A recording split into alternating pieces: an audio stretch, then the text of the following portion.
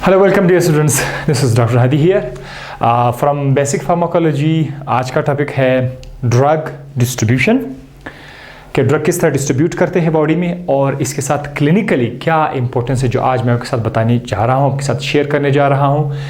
इसके अलावा थायोपेंटल जो कि एक ड्रग है, इसकी शॉर्ट ड्यूरेशन ऑफ एक्शन की जो वजह है वो भी मैं आपके साथ डिस्कस करता हूँ कि ये इतना शॉर्ट ड्यूरेशन क्यों है, इसके पीछे रीज़न क्या है। इस रीज़न को कुछ स्टूडेंट्स बहुत शौकीन होते हैं फार्माकोलॉजी में, ड्रग्स की फार्माकोलॉजी में, तो इसका जवाब आपको मैं ड्रग डिस्ट्रीब्यूशन में बता दूंगा और ड्रग डिस्ट्रीब्यूशन के अंदर जितने भी आइडियाज़ है वो भी मैं आपके साथ शेयर करूँगा। तो देखिए, अगर स्टार्ट में हम देखें, हमारे पास कोई ड्रग है, ये जो डॉट्स आप देख रहे हैं ड्रग का एक स्पेसिफिक अमाउंट है यहाँ पर ड्रग का।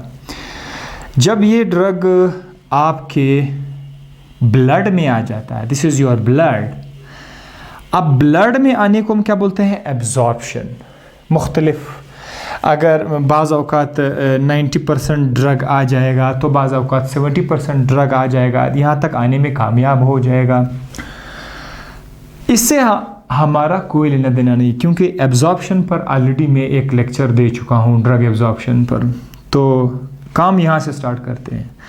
जैसे ड्रग आपके ब्लड में आ गया, एब्जॉर्ब हुआ, घंटे के बाद, एक दिन के बाद, जितना भी टाइम होगा, आ गया। अब इस ड्रग ने क्या करना है? इसने बॉडी टिश्यूज़ में जाना है, क्योंकि एक बॉडी टिश्यू नहीं है, हमारे जिस्म में बहुत सारे बॉडी टिश्यूज़ हैं, जिस मैंने कुछ मेजर लिखे हुए आपके लिए। ब्रेन है, किडनी है, लिवर है, मसल है, ठीक है, एडिपोस टिश्यू है, स्किन है, बोन्स है, ठीक है, बहुत सारे बॉडी टिश्यूज़ हैं। तो ये ड्रग क्या करेंगे? ये आपके ब्लड से बॉडी पार्ट्स, यानी बॉडी के जो बाकी टिश्यूज़ हैं जो कि हमारे खून के साथ मिले हुए हैं, जितने भी बॉडी टिश्यूज़ हैं वो आपके खून के साथ मिले। आप यूँ समझ लीजिए कि एक बड़ा सा पाइप है और उस पाइप लाइन के साथ बहुत सारे घर जो है वो कनेक्ट हैं और वो हर घर को जो है पानी प्रोवाइड करता है। तो यूँ समझिए कि ये तमाम के तमाम हमारे पास कंपार्टमेंट्स हैं, ठीक है। तो जो ब्लड आएगा, आपने ब्लड बनाया है, मिसाल के आपने ड्रग बनाया है, आप चाहते हैं कि वो ब्रेन में चला जाए, वहाँ पर अपना एक्शन। क्योंकि हमें पता है कि जब आप कोई ड्रग देते हैं वो जब तक अपने टारगेट एरिया में जाए, यानी ब्रेन में जाए या किडनी में जाए या फिर लिवर में जाए, वहाँ पर जाकर ड्रग अपना एक्शन स्टार्ट करे। तो एक्शन स्टार्ट करने के लिए ज़रूरी चीज़ क्या है कि वो ब्लड से ब्रेन में उसको जाना होगा या ब्लड से किडनी में जाना होगा, ब्लड से टारगेट ऑर्गन में जाना होगा।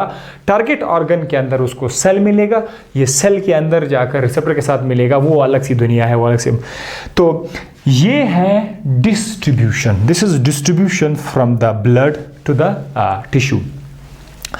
अब देखिए, मैं आज इसमें जो काम की बात है वो ये है कि क्या आपकी बॉडी में जितने भी टिश्यूज़ हैं सबको ड्रग का इक्वल अमाउंट मिलता है?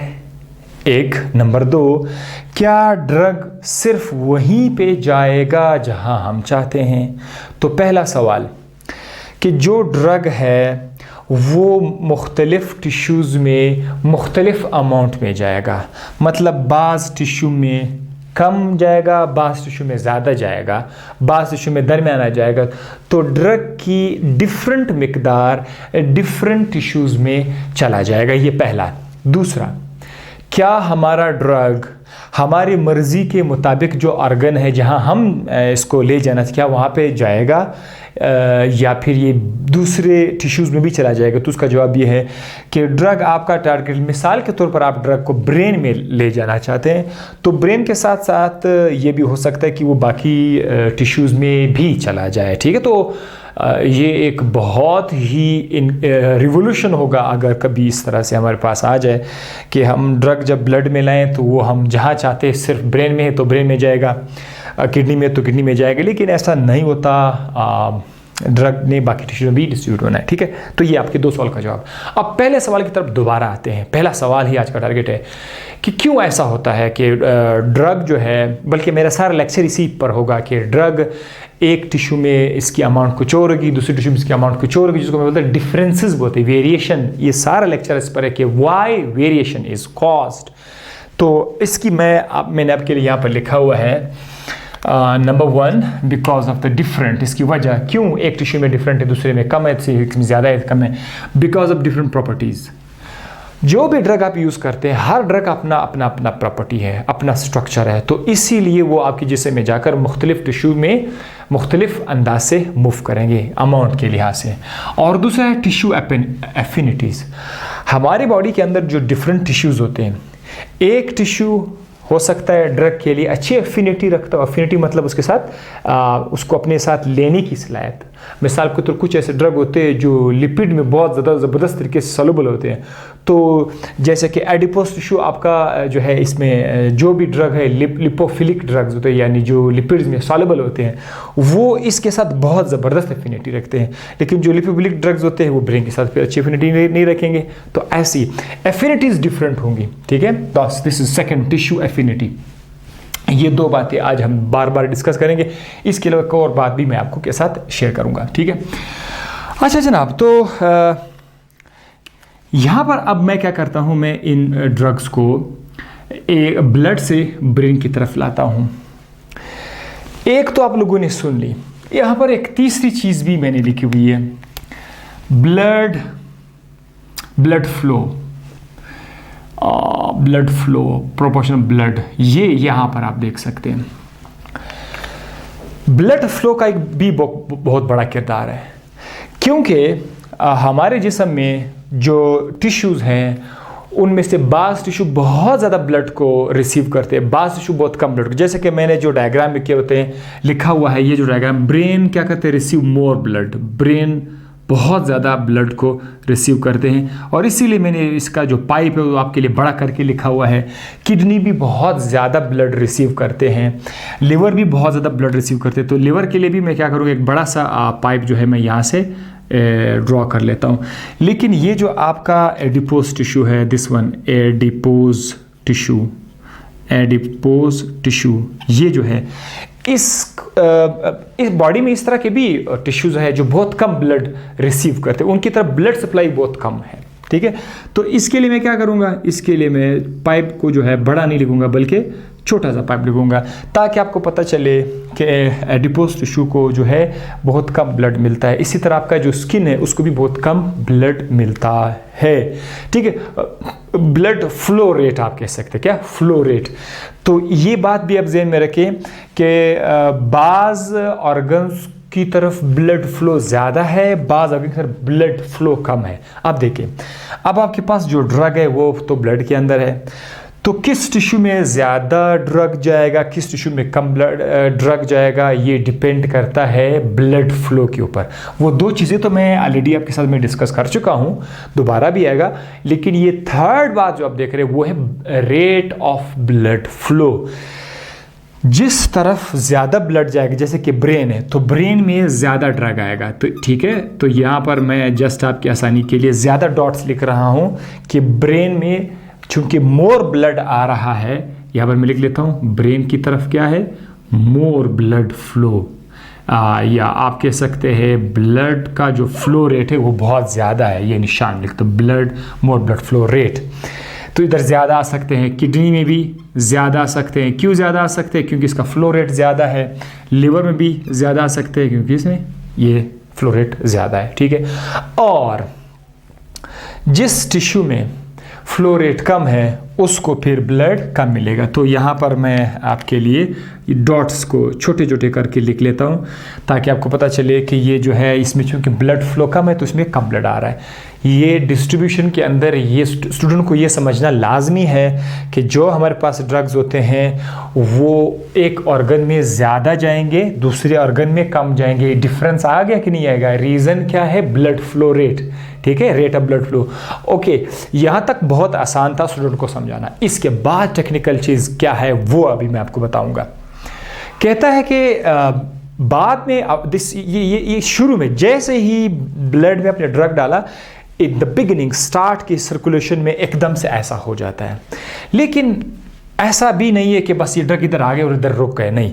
असल में एक और बात भी है इक्विलिब्रियम का।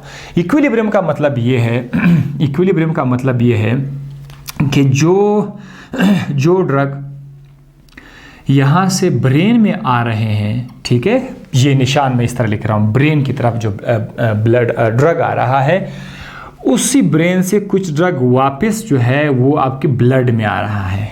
ये दो तरफा जो मूवमेंट आप देख रहे हैं, ब्लड से ड्रग ब्रेन में जा रहा है, ब्रेन से ब्लड में आ रहा है। This is called as equilibrium.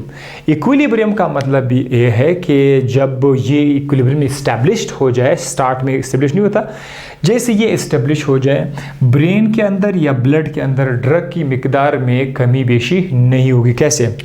मिसाल के तौर पर ये आपका ब्लड है, इसके अंदर ये ड्रग्स हैं, ठीक है, और यहाँ पर ब्रेन के अंदर भी कुछ ड्रग्स ब्रेन के अंदर है, कुछ जो है वो आपके ब्लड के अंदर है।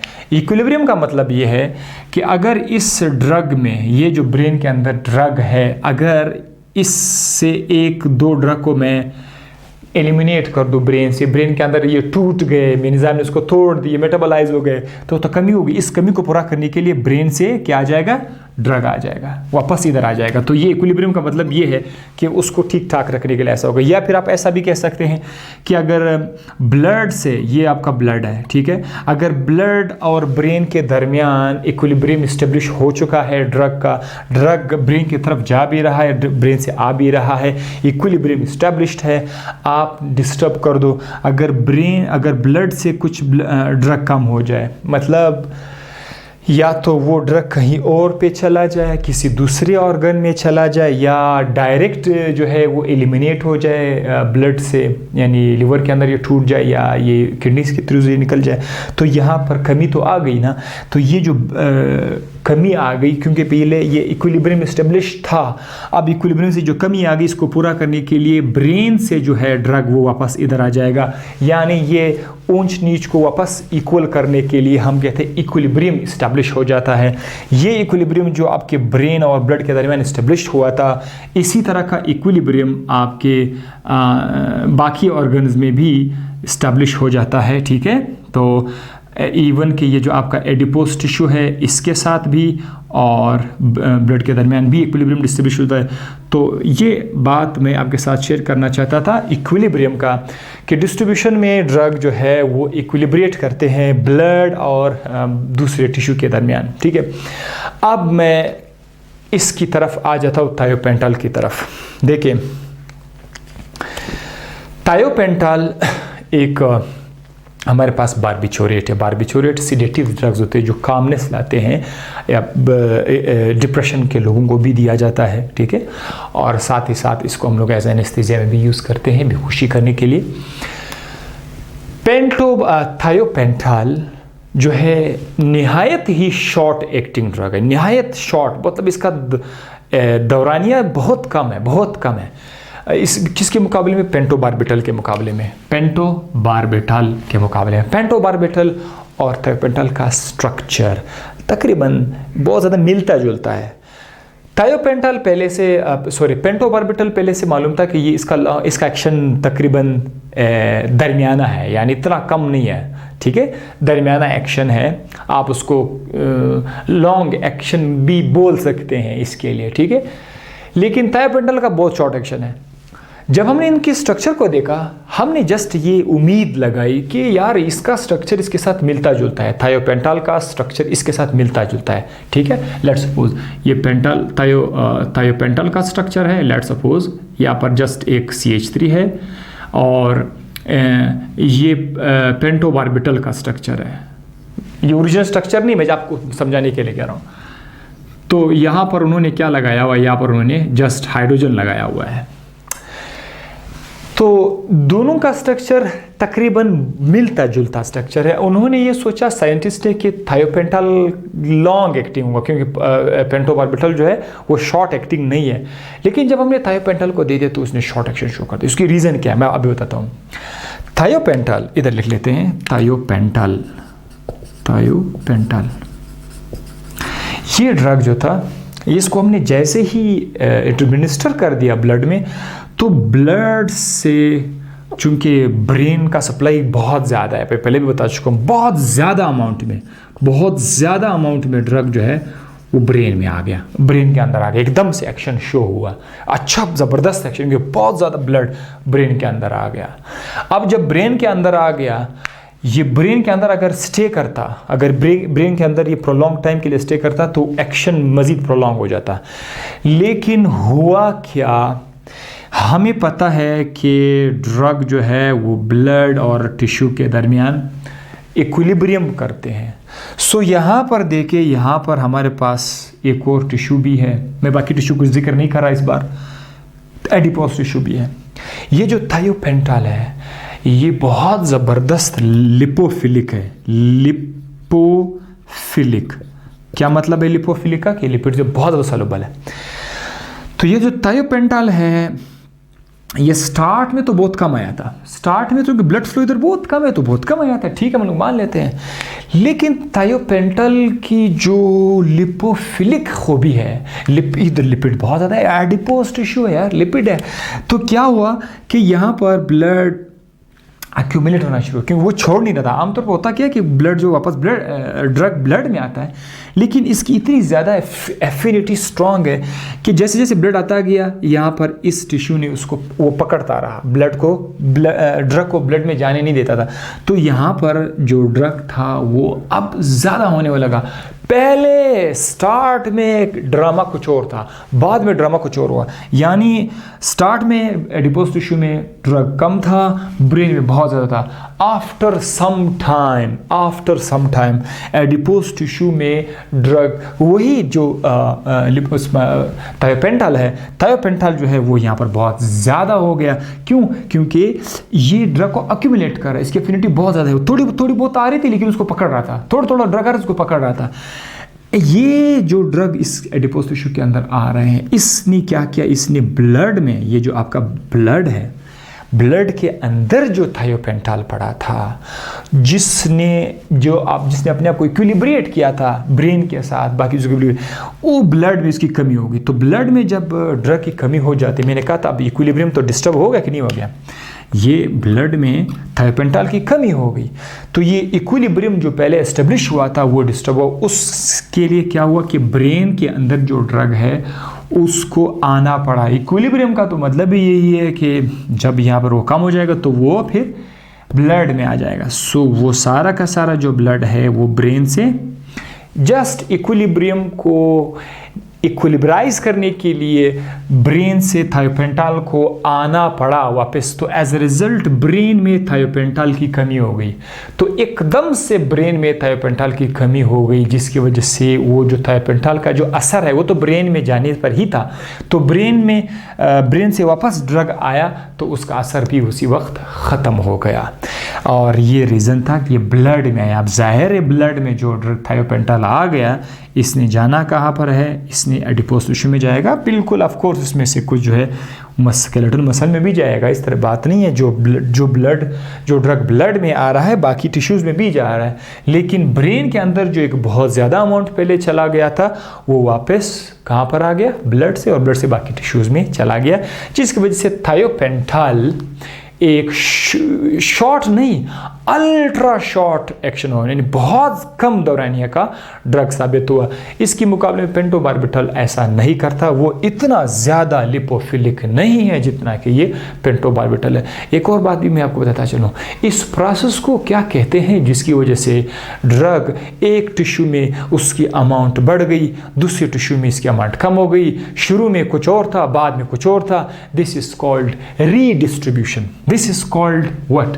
This is called redistribution. पहले ब्रेन में बहुत ज़्यादा आया, उसके बाद कुछ देर के बाद हमने देखा कि वो एडिपोज टिश्यू में ज़्यादा हुआ। This is called redistribution. ये बात स्टूडेंट्स ने कभी नहीं सुनी थी। हम डिस्ट्रीब्यूशन ऑफ ड्रग को बहुत सिंपल लेते हैं कि बस ब्लड में आ गया और बाकी टिश्यूज़ में सपोर्ट हो गया, लेकिन वो हम ये नहीं देखते थे कि इसमें और क्या ड्रामा चल रहा है। अच्छा, ये था डिस्ट्रीब्यूशन के दौरान इख्तलाफ, डिफरेंस। एक जगह पे ड्रग कम आ रहा है, दूसरी पे ज़्यादा है। इसके अलावा मैं आपके साथ कुछ और पॉइंट शेयर करना चाहूँगा कि इन चीज़ों के अलावा कुछ और फैक्टर्स भी है जो टिश्यूज़ के दरमियान ड्रग का इख्तिलाफ डिफरेंस लाते हैं। वो क्या है कि एक बात आप ज़रा ये भी तो देख ले कि हमारे पास जितने भी ये जो ब्लड है, दिस इज़ आवर ब्लड, क्या ब्लड के अंदर रेड ब्लड सेल्स नहीं है? ब्लड के अंदर सेल्स हैं, ब्लड के अंदर अपने सेल्स हैं। यस, ब्लड के अंदर भी तो सेल है। अच्छा, ब्लड के अंदर एक और भी चीज़ है, प्लाज्मा, PLASMA, प्लाज्मा। ठीक है, ये आपका प्लाज्मा है, प्लाज्मा है, लिक्विड है। और ब्लड के अंदर है प्रोटीन, प्लाज्मा प्रोटीन जिसको हम लोग बोलते हैं। अब प्लाज्मा प्रोटीन के लिए मैं ऐसे ब्लैक डॉट्स लिखूंगा आप लोगों के लिए। ये क्या है? ये प्लाज्मा प्रोटीन है, प्लाज्मा प्रोटीन, प्लाज्मा प्रोटीन। ये ब्लड के अंदर प्लाज्मा प्रोटीन भी है। आपका ड्रग तो पड़ा हुआ है कहाँ पर? ब्लड में। ये देखो, ये ब्लड में आपका ड्रग है। ये जो ड्रग है ये यहाँ पर पार्टीशन यानी तकसीम करते हैं अपने आप को। ब्लड जो है, जो ड्रग है ये आपके ब्लड के सेल्स के अंदर भी जा सकते हैं। ये जो ड्रग है ये प्लाज्मा के अंदर भी जा सकते हैं, कुछ प्लाज्मा में चले जाएंगे।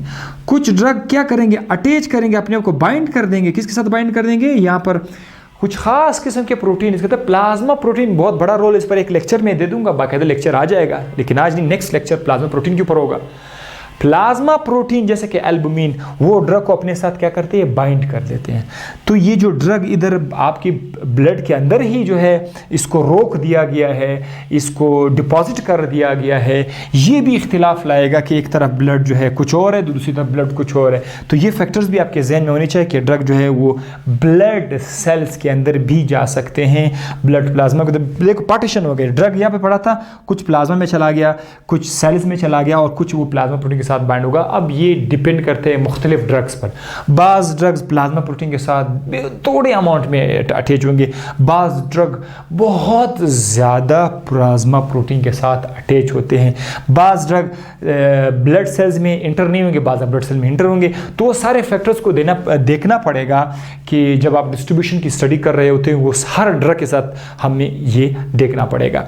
तो वो पॉइंट जो मैंने यहाँ पर बता दिया, ये पॉइंट भी यहाँ पर मेंशन है, आप देख सकते हैं। पार्टीशन ड्रग भी हो गया और यहाँ पर कुछ एग्जांपल भी मैंने लिखे हुए हैं। DDT एक ड्रग है, ये बहुत ज़्यादा लिपोफिलिक है।